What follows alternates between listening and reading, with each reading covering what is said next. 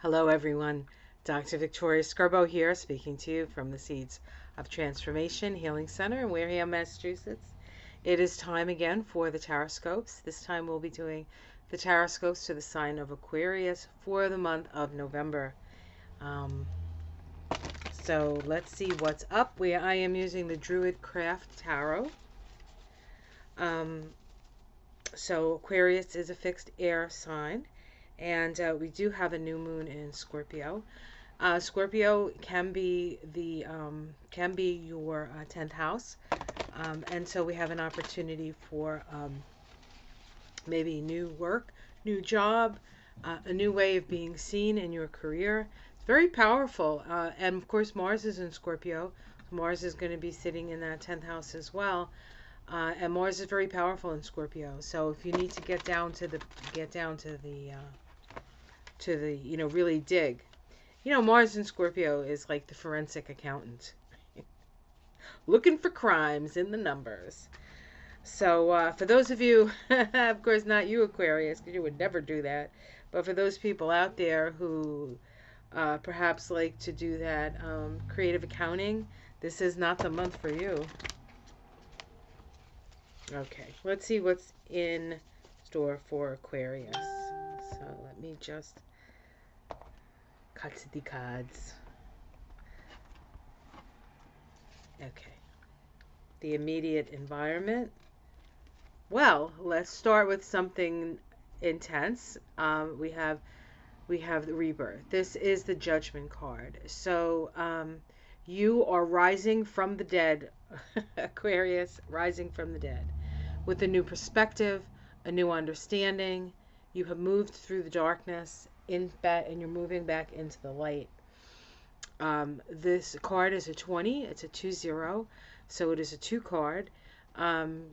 Duality, but raised to a higher vibrational level with the 0 there, the God Force. So it's like you're a babe coming out of the womb here, really. So let's see what challenges that. Victory. The challenge is, how do I move forward? Aligns with what I know to be true, what I have come to understand through the process of rebirth. How do I take that on the road now, right?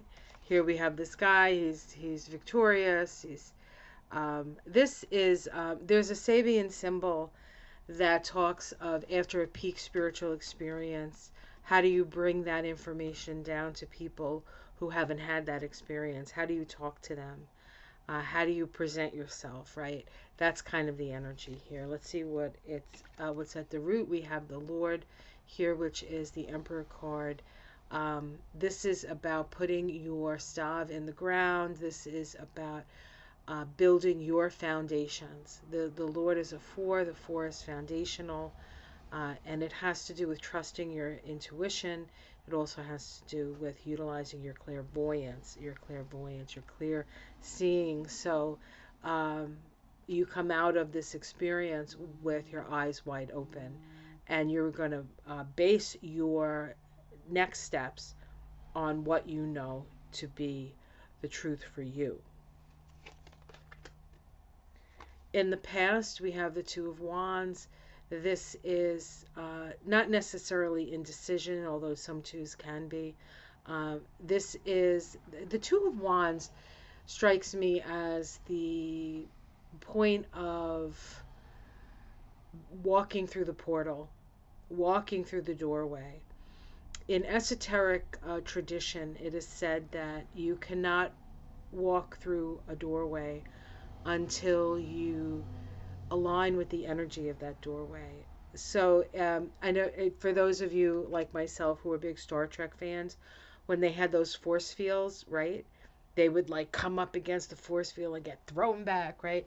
But you couldn't see anything, right? But it was a vibrational thing that you were not in alignment with, and so you couldn't pass through. If you were able to raise your vibration to whatever level that force field was at, you would be able to move through it. And so this 2 of Wands says to me that this was part of your initiation process, that you are on the sort of other side of it, was having to raise your vibration or having to align yourself with that which you were about to move into. So there's been a lot of um, necessity of transformation and transformation in the past. So you could ready yourself for this. It was like you had to ready yourself for waking up in this place with this new awareness, right? Um, and this is November. So I'm doing this at the end of October. You could still be standing in this doorway, aligning yourself with the energy of that so that you can move forward when November rolls around. In the sky, we have the Six of Swords. The Six of Swords really is about moving into calmer waters, moving away from the fray. Um,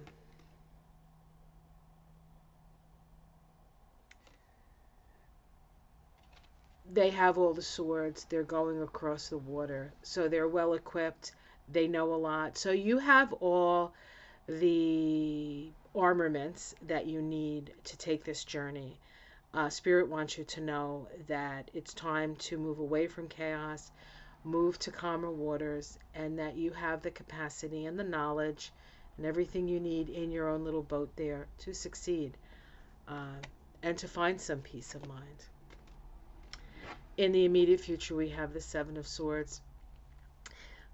This is about, especially in this deck, it's about this guy is counting, counting the swords, um, and seeing where perhaps he should have more swords, or that perhaps the Seven of Swords is often a card that, something is happening that is now going to be um, looked at and realized. And so there's this process here.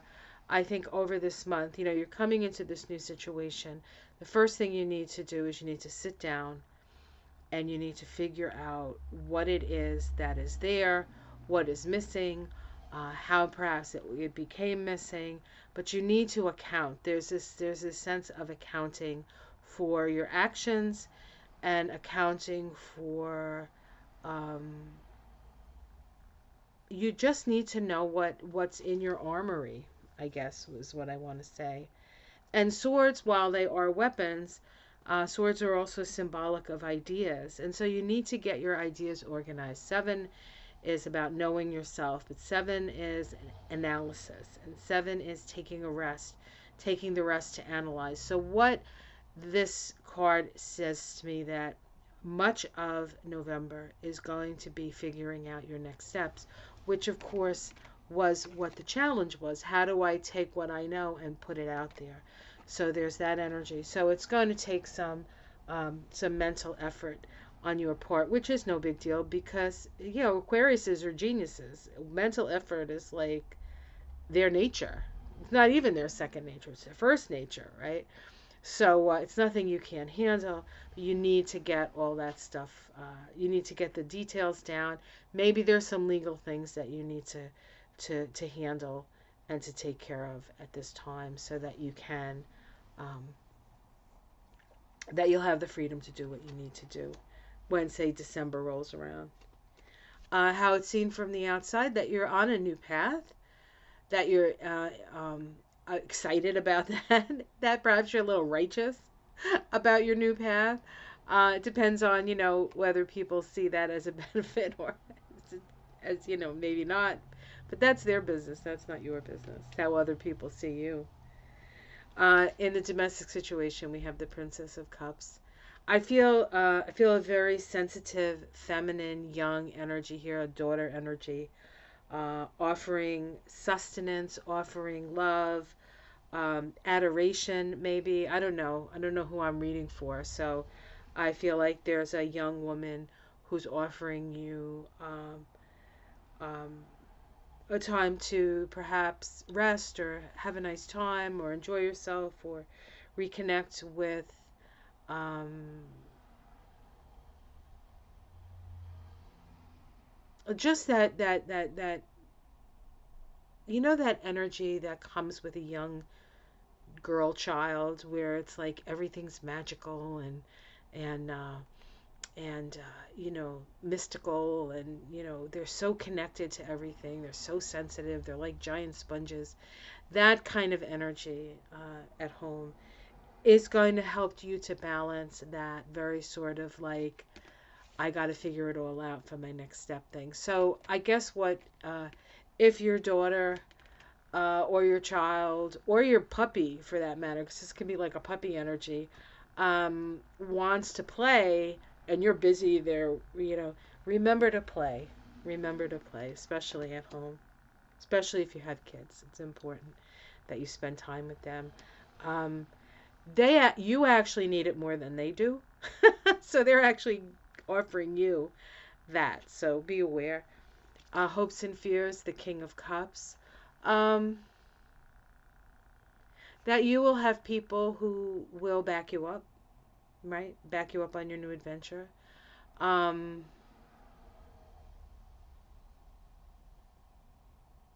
yeah, I think that's what that is. I don't see it as a fear. I don't see it as a fear. Immediate outcome. Um, Here we have swords again. A lot of swords you're getting through here. I feel as though this, you're challenged by fear, but it's in your head. It's in your head. You will get safely through this. Utilize your intuition. Know that you're going to be okay as you move through this. Um, so there can be some fear. Let's see what else comes up. The Ace of Cups, happiness. Do we fear happiness? I don't think so. Transformation and death.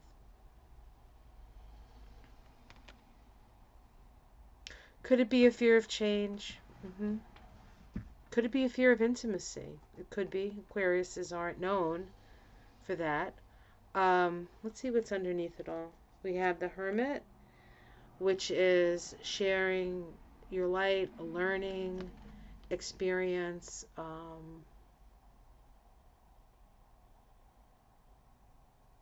seeking wisdom, the wisdom that comes from within, from exploring your own heart. The Three of Cups, which is friends and good times and companionship, camaraderie, and the Wheel of Fortune, which is changing a fortune, or the wheel turning, or in this deck, it's really about demarcating your boundaries and creating within them.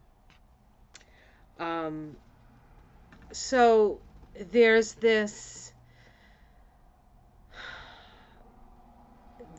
challenge um, ahead. There's a lot of work to be done, Aquarius, but you have to balance it with the magic, and you have to have some fun. Um, and you need to base, you know what you know, and ultimately that is um,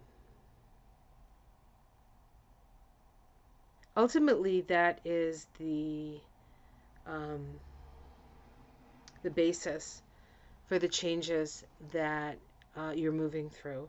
And you need to have healthy boundaries around that. You may have some friends, because there's some friends here who may not understand where you're coming from. You need to make sure you put a boundary around yourself and say, look, I'm your friend. We're gonna hang out. We're gonna do this, but don't question this particular thing. This is my thing, and I have a good view of what needs to get done. So you might have some helpful friends there, and you know, Aquarius rules friends, so you guys generally have friends. Um,